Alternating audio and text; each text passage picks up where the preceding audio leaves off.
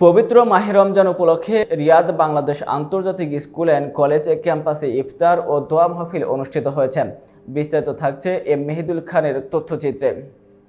School পরিচালনা কমিটির chairman Mohammad সোয়াইবের সভাপতিত্বে সহকারী অধ্যাপক মোহাম্মদ জহিরুল ইসলামের পরিচালনায় অনুষ্ঠানে স্বাগত বক্তব্য রাখেন রিয়াদ বাংলাদেশ আন্তর্জাতিক স্কুল অ্যান্ড কলেজের অধ্যক্ষ রকিবুল আলম।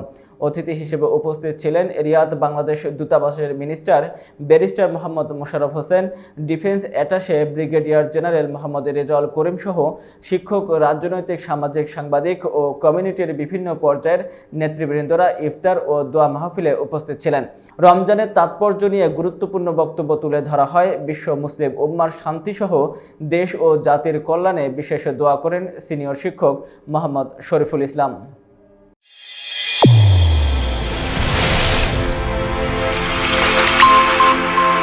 চ্যানেল A1 হৃদয়ের স্পন্দন।